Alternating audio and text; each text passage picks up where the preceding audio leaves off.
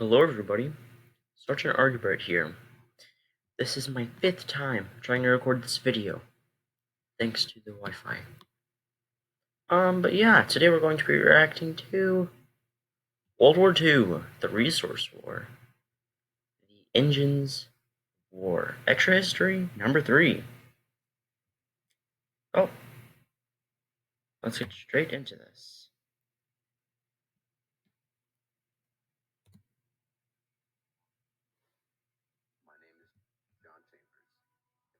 I don't think this is the video. Traveled deep into the Amazon jungle with my team, where I uncovered a disturbing scandal taking place. Oh no, that's a bad scandal.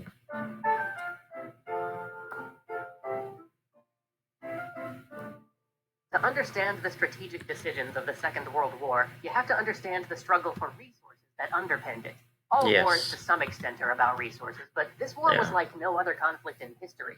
To power the vast engine of war, to feed the complex machine that churned out tanks and bombs, trucks, and ships that kept millions of men fed, armed, and clothed in the field, the combatants of World War II needed a diversity and a quantity of natural resources heretofore unconsidered in the annals of military planning. And everybody knew that if they didn't get those resources, it would just be a matter of time before the all-consuming engine of battle ground to a halt. Yes, this is especially apparent with Germany and the Axis powers.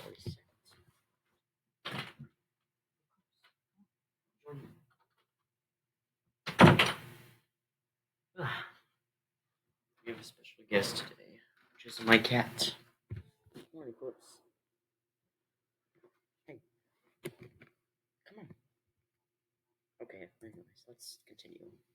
It was this fear that drove the Axis planning throughout much of the war. Oh yeah, anyways, especially the Axis, because, and this is especially apparent with food and oil. Those are probably the two main things. That, because, later into the war, Germany and its allies and its occupants were starving. Like, seriously, and oil. And with oil, Germany was, like, their economy was completely falling apart. They had a huge deficit. And it's not like they could get to the Middle East to get oil, because the supply it would be extremely hard to get that all the way to Germany and the rest of the Axis powers. And oil drilling was in its infancy, so they had to invade the Soviet Union.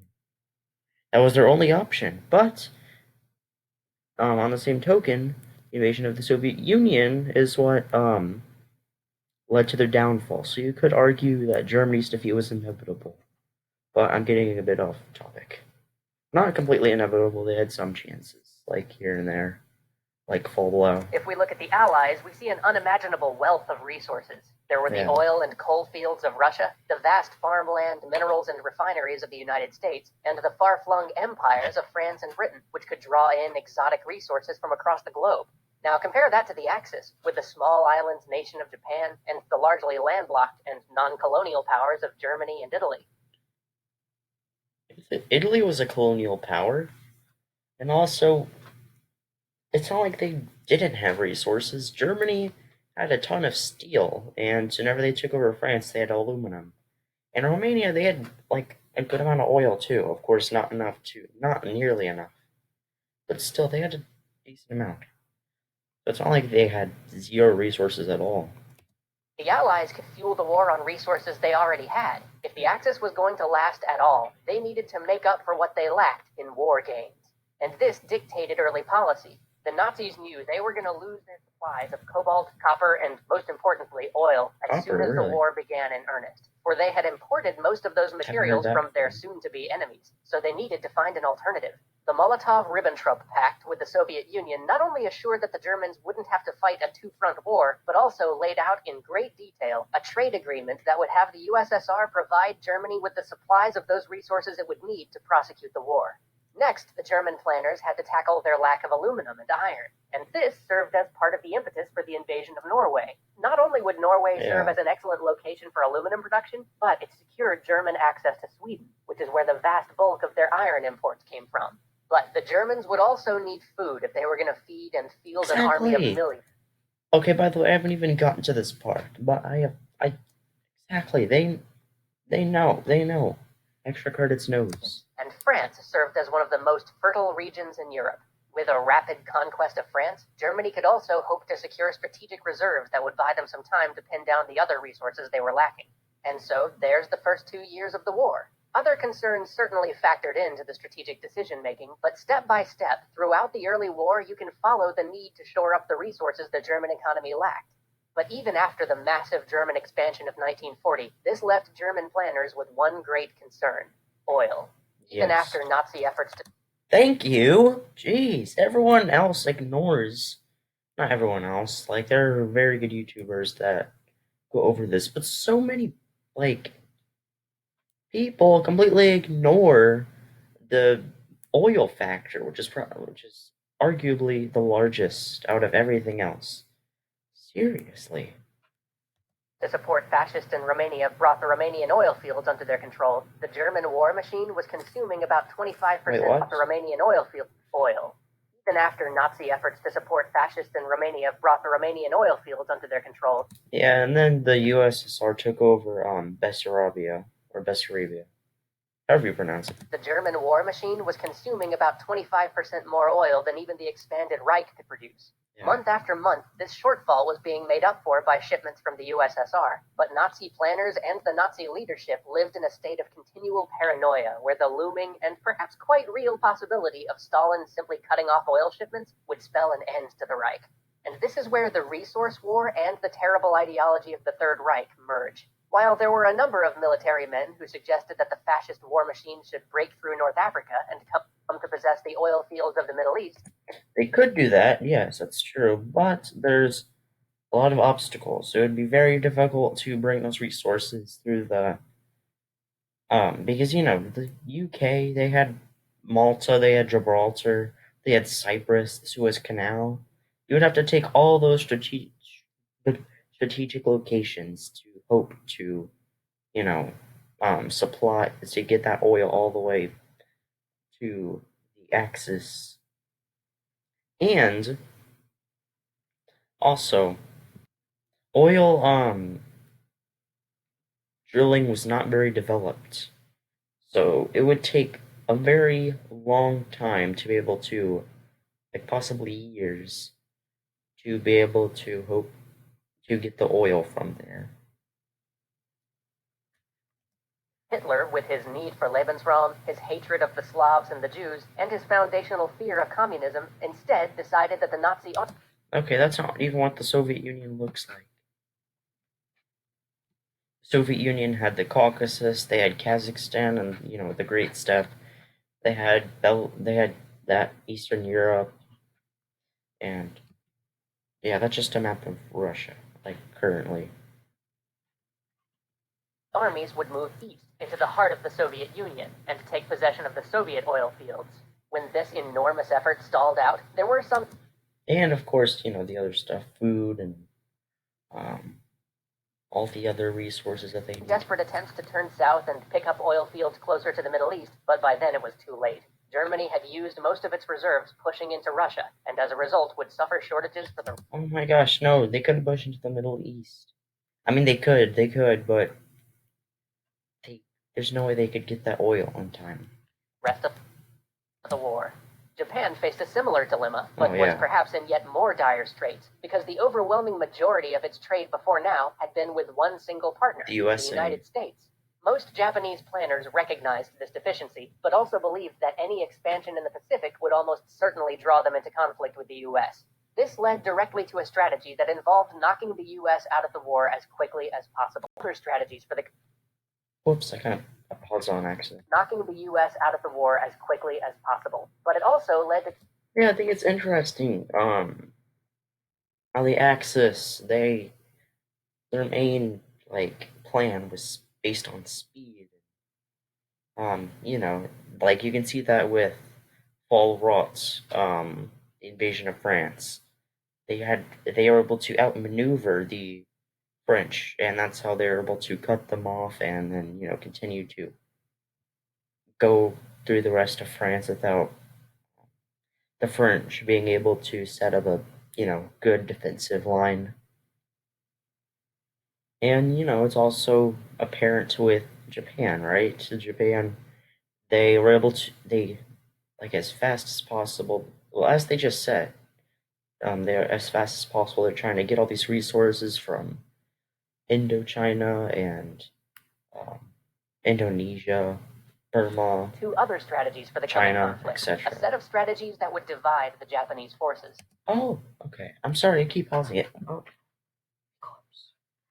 yeah, one of them was like with the Navy. The Navy people were saying, "Yeah, what we're gonna do, we're gonna go into conflict with the U.S." While the Army people, they're like, "No, let's go. Let's invade the Soviet Union, Germany." The Army favored what is known as Hokushin-ron, or the Northern Expansion Doctrine, which called Yeah. for a push through China into the resource-rich country of Siberia. What?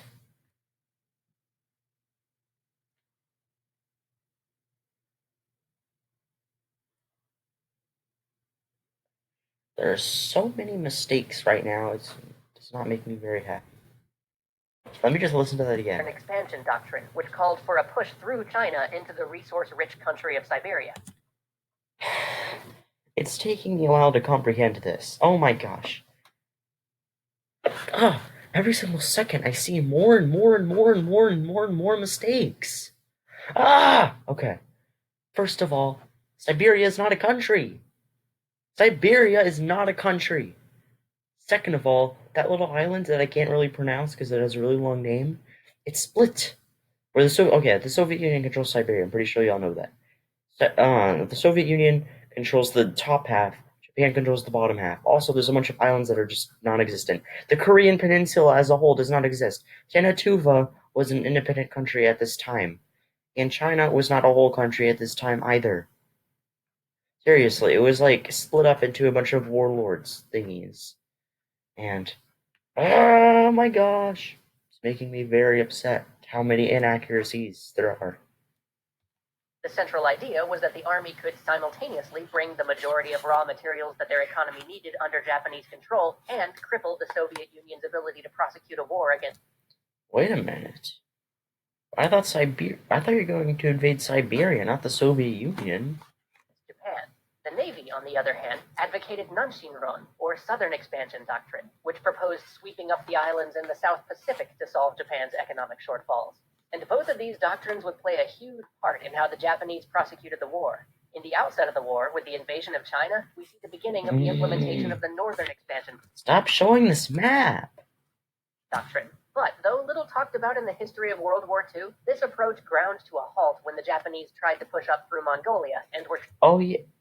Wait, what? They didn't try to push up into Mongolia. They were like minor border skirmishes. It wasn't like, I don't know. It's making it seem like it was an invasion, but turned it back wasn't. by the Soviets at the battles of Khalkhin Gol. Over 100,000 men fought an undeclared war there, and at its end, Oh my God, that's a lot. Wow. Okay, maybe I was wrong. the Japanese army was forced to abandon its dreams of Siberian conquest. Yeah, because Japan, their tanks were literally terrible. They were the worst ever. Like, comparable to New Zealand's tanks. But I'm just kidding. They're not that bad. They're not as bad as New Zealand tanks. But you know what I mean. They're really bad. Which left their navy ascendant and free to push the doctrine that would win it the most prestige. And thus began Japan's rapid expansion into the Pacific. The idea was to strip the European nations already beleaguered by the war in the West of all of their colonial possessions in Asia. And this became an utter necessity because by this point the United States, Britain, China, and the Dutch government... Ah! Stop! That's the communist China flag. Stop it. It's not even the right flag. Actual China was a different flag. It was like, it was different than that. in exile, who controlled the all-important Dutch East Indies, had put an embargo on Japan, denying it nearly 80% of its oil. And though this empire was rolled back and finally shattered over the course of the coming Interesting animation there. years, it does lead me to one last thing I wanted to talk about. You see, as the Japanese expanded in the Pacific, they denied the Allies one key war material: rubber. 90% of the world's rubber production came from the territory overrun by the Japanese. So what did the Allies do? Left with no alternative, that is a lot. they synthesized rubber. At the beginning of the Second World War, only 0.4% of America's rubber was synthetic, but by the end, refineries dotted America, and techniques for synthesizing rubber had been established that underpin how we do it to this day. And even now, with no war or great international crisis, more of the world's rubber is synthesized than harvested. And this may seem like a small thing, but it tells us something very important about the Second World War. If World War I was the first truly industrial war, the first war where mass production and industrial capacity truly tipped the balance, World War II was the first scientific war, where things like radar, computing, and the atomic bomb would help to decide the world's fate. And not least among these scientific advances were synthetics. Without synthetics, the resource war may have been lost. And while the creation of synthetic forms... No, I don't know about that. Because there was still other stuff. There was still other factors besides rubber that the Axis had to deal with, right? And what about the other 10%? I'm pretty sure the Allies would have controlled at least 8% of that last 10%. So I don't think they would have lost the resource war. Of many natural resources may not get heralded the way that the radar or the jet engine do. It changed the war and changed the world economy for it. It didn't really change the war, but I would have to say it was. But it seems like it was very important. Ever. So if you want to understand policy decisions in World War II, whether they be strategic or scientific, one good place to start is to follow the resources. Yes. I hope some of these episodes got you thinking in a new way about the Second World War. I know they're not our usual epic story fare, but we wanted to take this opportunity to talk about tactics, ideas, and policies that had a huge impact, but sometimes get glossed over in the grand scheme of things. This more or less concludes our discussion of resources in World War II, but as long as we're talking World War II, we wanted to take a closer look at the Battle of Britain. So we'll see you soon for that. Okay, well, that was it. Part 3. There was some very good points of the video, and very not so good points of the video, like that map that I still can't comprehend. That they said Siberia was a country. I cannot comprehend that at all. Or maybe it is, and I'm just crazy. But no, that's not right. Okay, I'm sorry. I just can't stop thinking about that map. I'm gonna have nightmares for the rest of my life. Okay. By the way, speaking of that, I did a whole series on correcting really bad maps from books in my school library, which is interesting. But I mean, yeah. Like, even with those inaccuracies, I still really enjoyed it, and I don't need to use this as a set. Whoops. And, like, it exposed, like, over 1 million people to this idea that has been, as they said, glossed over, pretty much. And yeah, I think it's really cool. I think it was a really good series. Okay, goodbye, subscribe.